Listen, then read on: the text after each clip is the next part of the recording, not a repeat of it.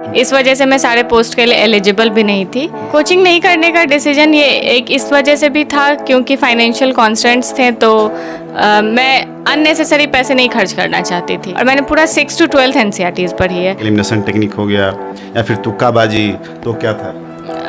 यहाँ पे elimination, तुक्काबाजी, knowledge सब चल जाता है। बिल्कुल बिल्कुल, प्रीवियस ईयर क्वेश्चन और सिलेबस ये तो जैसे रामबाण इलाज होता है वो है।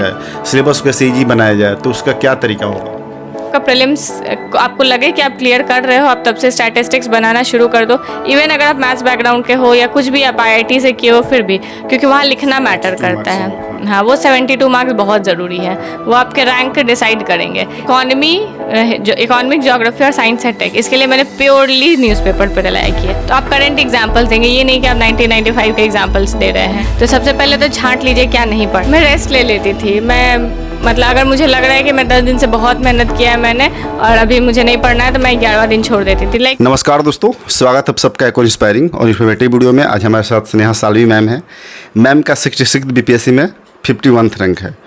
मैम का फर्स्ट अटैम्प्ट था और मैम कहीं ने कोचिंग वगैरह नहीं लिया है। मनी कंस्टेंट था लाइफ में कहीं ना कहीं, तो मैम उसको बताएंगे भी। तो मैम की जर्नी जानेंगे, सेल्फ स्टडी करके मैम ने कैसे इसे प्रूव किया और BPSC में सेलेक्ट हुई। आप लोग बहुत क्वेरी भी होती है कि सेल्फ स्टडी वाले का इंटरव्यू कीजिए, तो उनके साथ हम बात करेंगे क्या नोट्स थे इनके, क्या बुक लिस्ट वगैरह थे और कैसे प्रिपरेशन करती थी, क्या स्ट्रेटेजी रहता था मैम का। तो यदि आप लोग मेरा काम पसंद आता है तो चैनल को सपोर्ट करें, चैनल को सब्सक्राइब जरूर करें और इस वीडियो को लाइक और शेयर करना बोले। मैम सबसे पहले कॉन्ग्रेचुलेसन्स।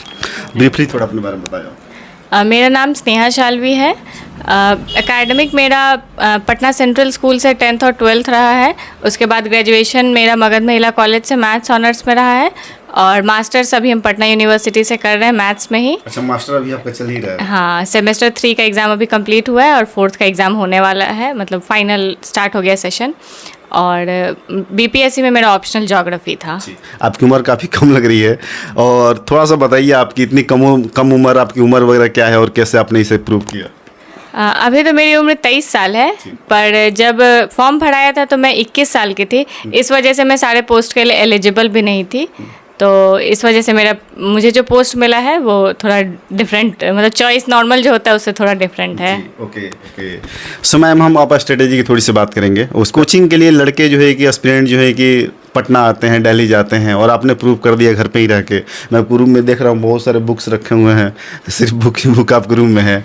तो ये मतलब क्या मतलब ऐसा मतलब मोमेंट था कि आपने डिसाइड किया कि मुझे कोचिंग नहीं करनी, मैं सेल्फ कर सकती हूँ?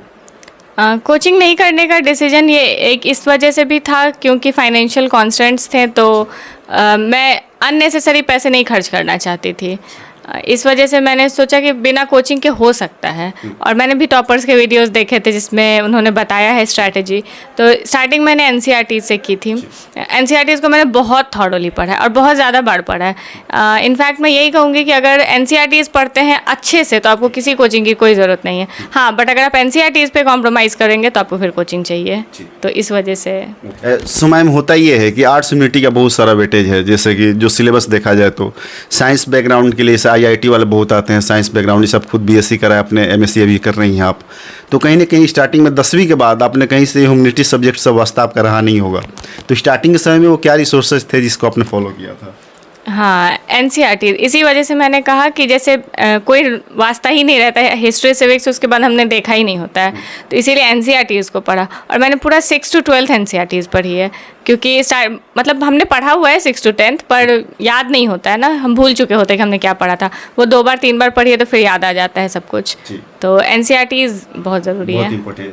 सो मैम, प्रीलिम्स की स्ट्रेटेजी की बात करिए। प्रीलिम्स के आपके रिसोर्सेज क्या थे, कौन सा बुक लिस्ट वगैरह या फिर कोचिंग या कोई नोट्स वगैरह आपने फॉलो क्या किया था उसमें? नहीं, मैंने कोई बुक लिस्ट मेरे ऐसा था कि NCERT जो मैंने पढ़ी हुई थी उसके मैंने शॉर्ट नोट्स टाइप बनाए हुए थे। और इसके अलावा जो मेन बुक्स की जैसे लक्ष्मीकांत, स्पेक्ट्रम, इन सब की मैंने नोट्स नहीं बनाई हुई है, पर मैंने उसे पढ़ा है और उसी में मैं अंडरलाइन करके, हाईलाइट करके उसे यूज़ करती हूँ। तो और बाकी साइंस एंड टेक के लिए NCERTs पढ़ी है और जैसे मैं ट्यूशन्स पढ़ाती भी हूँ। अच्छा, ट्यूशन्स भी पढ़ाती हैं? हाँ, तो साइंस में मतलब 9th-10th का सिलेबस में मुझे इशू नहीं आता है क्योंकि साइंस का वही 9th-10th से पूछा जाता है और 9th-10th को मैं पढ़ाती हूँ, तो वो मेरा मल्टीपल रिवीजन चलते रहता है। तो साइंस में मुझे उतना मेहनत नहीं करना पड़ा मैथ्स में, और वो ऑलमोस्ट 40 मार्क्स का प्रीलिम्स में वहाँ आता है, तो वो मेरा वहाँ से हो जाता था। बाकी हिस्ट्री बहुत ज़्यादा ध्यान से पढ़ना होता है, क्योंकि उससे लगभग 30 क्वेश्चंस आ जाते हैं। पे ज़्यादा फोकस करना। हाँ, हिस्ट्री में भी, मॉडर्न हिस्ट्री पे। हालांकि अब ऐसा देखा जा रहा है कि मिडाइवल और एंशिएंट का क्वेश्चन बढ़ा रहा है, तो इग्नोर उसे भी नहीं करना है, पर मॉडर्न पे ज़्यादा फोकस करना है। फिर बिहार स्पेशल के लिए मैंने क्राउन की जो बुक आती है वो पढ़ी थी, और बाकी टेस्ट जो मार्केट में अवेलेबल होते हैं तो उन सारे टेस्ट को मैंने लगाया था। जी, जैसे आपने बताया टेस्ट को आपने लगाया था, तो टेस्ट में कौन कौन से टेस्ट थे, और सबसे बड़ी बात कि टेस्ट देते समय उसमें बहुत सारे क्वेश्चन ऐसे नहीं आते होंगे, तो उसको मतलब कि सॉल्व करने का क्या मतलब तरीका अपना थी, जैसे एलिमिनेशन टेक्निक हो गया या फिर तुक्काबाजी, तो क्या था? यहाँ पे एलिमिनेशन, तुक्काबाजी, नॉलेज सब चल जाता है, क्योंकि नेगेटिव मार्किंग नहीं है। तो पहले तो आप जिस क्वेश्चन में एकदम श्योर हैं, उसको तो सबसे पहले बना लीजिए। उसके बाद देखिए कुछ क्वेश्चन एलिमिनेट होंगे। हालांकि यहाँ पे बीपीएससी में जो एक ऑप्शन ई होता है, उसके वजह से एलिमिनेशन टफ हो जाता है। जैसे 2 ऑप्शन अगर आप एलिमिनेट कर भी लिए, फिर भी आप 2 में ये कंफ्यूज रहिएगा कि ई तो नहीं होगा, तो इस वजह से एलिमिनेशन बहुत ज़्यादा वर्क नहीं करता है। तब फिर थोड़ा सा तुक्का भी लगा लीजिए, क्योंकि अल्टीमेटली 150 में 150 तो कट ऑफ नहीं जाएगा, तो जितना भी जाएगा, अगर आप लगभग 100 के लगभग आप पढ़े हुए हैं तो 50 तुक्का लगा लीजिए, 10-12 तो सही हो ही जाएगा। आप भी बहुत इंफेसिस डाल रही हैं प्रीवियस ईयर क्वेश्चन पेपर पे। मैं बहुत सारे इंटरव्यू कर रहा हूँ, सारे लोग कह रहे हैं कि यदि प्रीवियस ईयर क्वेश्चन पेपर किया जाए तो 50% जो है कि प्रिपरेशन ऐसे ही हो जाती है। आप क्या कहना चाहोगे इस पर? बिल्कुल प्रीवियस ईयर क्वेश्चन और सिलेबस, ये तो जैसे रामबाण इलाज होता है वो है, क्योंकि प्रीवियस ईयर से सबसे पहले आपको ये पता चलता है क्या पढ़ना है और क्या नहीं पढ़ना है। कि अल्टीमेटली मैटर वही करता है कि पढ़ने के लिए तो बहुत कुछ है, हिस्ट्री में अब पीएचडी तो करनी नहीं है, तो इतना पढ़ना है कि एग्ज़ाम में अच्छे मार्क्स ला सके।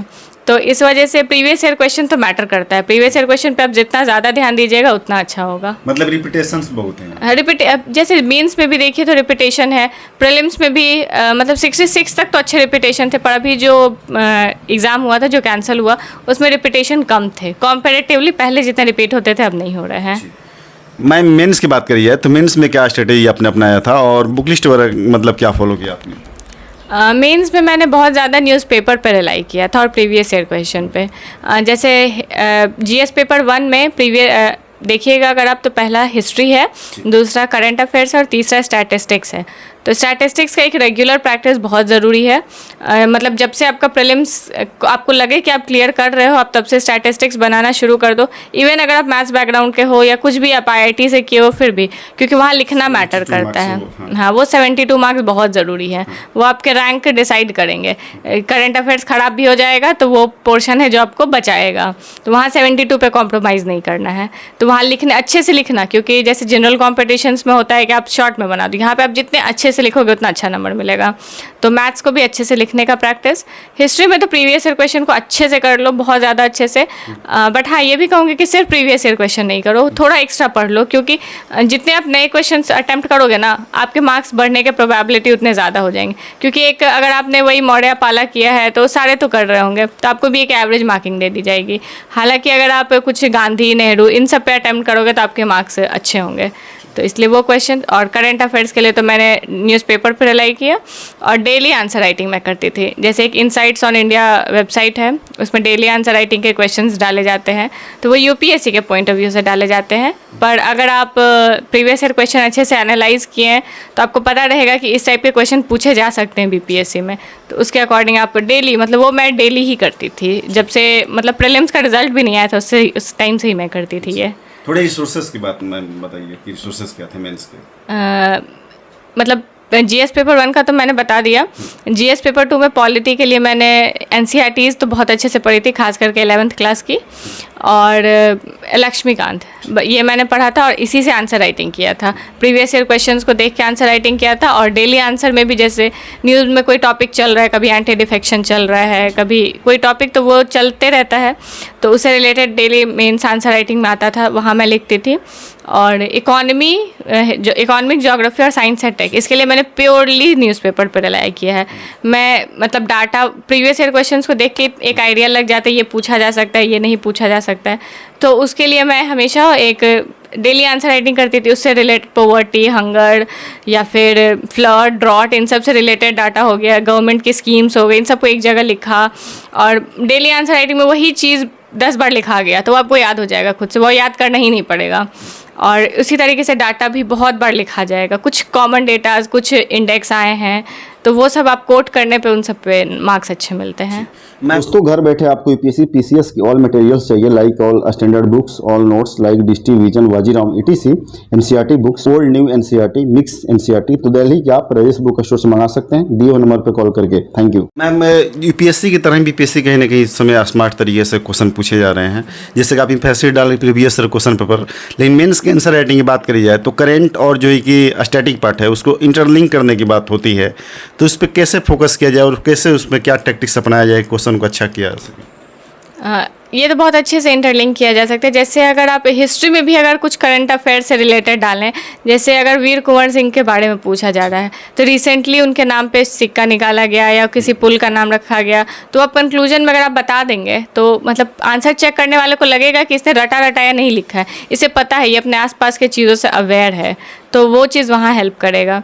बाकी पॉलिटी में जैसे है, पॉलिटी में अगर तो हमेशा कुछ ना कुछ चलता रहता है तो आप करंट एग्जाम्पल्स देंगे, ये नहीं कि आप 1995 के एग्जाम्पल्स दे रहे हैं, जैसा कि आप बहुत सारे जगह देखेंगे वो यही बता रहे होते हैं। तो आप करंट एग्जाम्पल्स दीजिए, करंट का कुछ इंडेक्स आया है वो कोट कर दीजिए, तो वो हेल्प करेगा। मैम, स्मार्ट स्टडी की बात हुई, साइंटिफिक स्टडी की बात होती है और आप पे बहुत ज़्यादा पुट करता है ये, मतलब आप पे ये कहीं ना कहीं अप्लाई किया आपने इसे, क्योंकि इतनी कम उम्र में और फर्स्ट अटेम्प्ट में यूपीएससी क्रैक कर लेना, आपने इसको फॉलो जरूर किया होगा। बहुत सारे स्टूडेंट उसको लैक करते हैं, तो स्मार्टली कैसे पढ़ा जाए और साइंटिफिकली कैसे पढ़ा जाए? ये क्या नहीं पढ़ना है ये अगर पता हो तो स्मार्टली पढ़ा जा सकता है, और क्या नहीं पढ़ना है ये प्रीवियस ईयर देख के ही पता चलेगा।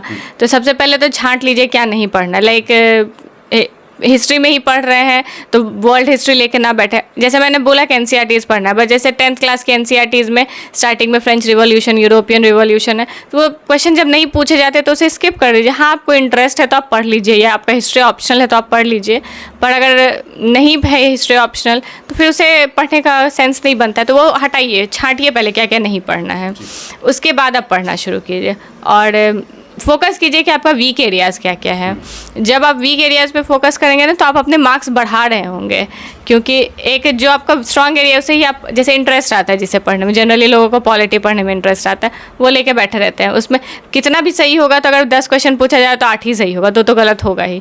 लेकिन वही है कि अगर आपका मान लीजिए हिस्ट्री ख़राब है तो 10 में से 5 सही हो रहे थे, थोड़ा और पढ़ लीजिएगा तो 6-7 सही हो जाएंगे। तो वहाँ पे वर्क कीजिए अपने वीक एरियाज़ पे। ओके मैम, जैसे 67 बीपीएससी का जो प्रीलिम्स है, मतलब समय कम है एस्पिरेंट के पास जो इसमें अपीयर होंगे, तो आप 2-3 ऐसे टिप्स बताएं कि उसको फॉलो करना ही करना है एस्पिरेंट को, जिससे उनको बहुत सारे बेनिफिट मिले। सबसे पहला तो टेस्ट दीजिए, जितना भी आप टेस्ट दे रहे हैं उसको एनालाइज कीजिए कि आप कौन से, लिखिए आपके पॉलिटी के 20 क्वेश्चन थे, 20 में से मेरे 10 सही हुए, और उसमें से जो 10 गलत हुए उसके टॉपिक्स लिखिए, मेरे इस टॉपिक के क्वेश्चन गलत है, इस टॉपिक के क्वेश्चन गलत है, और वो लिखिए, अपने हाथों से लिखिए। और ऐसे टॉपिक वाइज आप डिमार्केट कीजिएगा ना, तो लाइक अगर अभी भी से भी आप 10 टेस्ट देते हैं तो 10 टेस्ट में आपको एकदम आइडिया लग जाएगा कि आप एकदम बहुत ज़्यादा वर्क किस टॉपिक पे करना है, लास्ट मोमेंट तक उस टॉपिक पे वर्क कीजिए।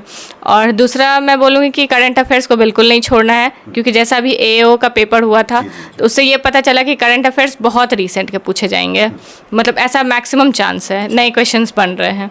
तो करंट अफेयर्स अगर 20 सितंबर को भी होता है तो आप अगस्त तक का तो करके ही जाइए, तो इस हिसाब से अच्छा मार्क्स आ सकता है। ओके मैम, इंटरव्यू की बात करिए तो इंटरव्यू भी काफ़ी इंपॉर्टेंट हो जाते हैं, तो आपने इंटरव्यू की कैसे तैयारी की थी और क्या मॉक वगैरह आपने कहीं दिया था? हाँ, इंटरव्यू की तैयारी मैंने मॉक इंटरव्यूज से ही की थी। और जैसे बेसिक तैयारी की जाती है कि आपका बैकग्राउंड क्या है उसके बारे में देख लें, आप किस डिस्ट्रिक्ट से बिलोंग करते हैं उसके बारे में पढ़ लें। तो और मॉक इंटरव्यूज़ मैंने बहुत सारे इंस्टीट्यूट्स में दिए थे, उसमें से एक परम IAS था जो कि रिसेंटली खोला गया है। ऑफिसर्स लोग ही हैं वहाँ पे जो ऑलरेडी 64, 65 में सेलेक्टेड हैं, उन लोगों ने मिलके वो एक इंस्टीट्यूट खोला है, तो वहाँ से भी मैंने मॉक इंटरव्यूज़ दिया था, और भी मैंने बहुत जगह दिया है। जी मैम, बात करिए डीमोटिवेशन वगैरह की, आप भी हो सकता है पढ़ाई कर रही होंगी तो ऐसा लगता होगा कि डीमोटिवेशन आता होगा कि अरे अब पढ़ने का मन नहीं कर रहा, बहुत मतलब कि एग्जॉस्ट फील कर रहे हैं, तो उस समय आप क्या मतलब करती थी? मैं रेस्ट ले लेती थी। मैं मतलब अगर मुझे लग रहा है कि मैं 10 दिन से बहुत मेहनत किया है मैंने और अभी मुझे नहीं पढ़ना है, तो मैं 11वां दिन छोड़ देती थी। लाइक मैं पूरे दिन भी छोड़ देती थी। सुबह न्यूज़पेपर पढ़ी या दिन में एक बार बस न्यूज़पेपर पढ़ लेती थी कि वो 1-1.5 घंटा 2 घंटा फ्लो ना टूटे। लेकिन बाकी दिन मैं दोस्तों के साथ कहीं चली गई या फैमिली के साथ कहीं निकल गई घूमना फिरना। मैं मतलब ऐसा रहता था कि मैं रिलैक्स हूँ, मैं एकदम टेंशन लेके नहीं पढ़ती मतलब पढ़ने लेके नहीं पढ़ना? हाँ बिल्कुल नहीं, कभी भी नहीं। जी, आपसे लास्ट सवाल, जो भी एस्पिरेंट मैम आपको सुन रहे हैं उनके लिए 2 शब्द त्यागना चाहोगे, क्या मैसेज है उनके लिए? मैं बस यही कहना चाहूँगी, मेहनत कीजिए, बहुत मेहनत कीजिए, ताकि एक यहाँ जहाँ मैं बैठी हूँ वहाँ आप बैठे रहें, कल आपका इंटरव्यू लिया जा रहा हो इसी तरीके से। जी, thank you so much ma'am कि आपने अपनी जर्नी, मोटिवेशन और स्ट्रगल सारा शेयर किया और क्या क्या बुक लिस्ट कंटेंट आपने फॉलो किया। एक बार फिर से आपको कॉन्ग्रेचुलेसन्स। दोस्तों, आपको वीडियो अच्छी लगी है तो इस वीडियो को लाइक करें, शेयर करें, चैनल सपोर्ट के चैनल सब्सक्राइब करना भूलें। Thank you.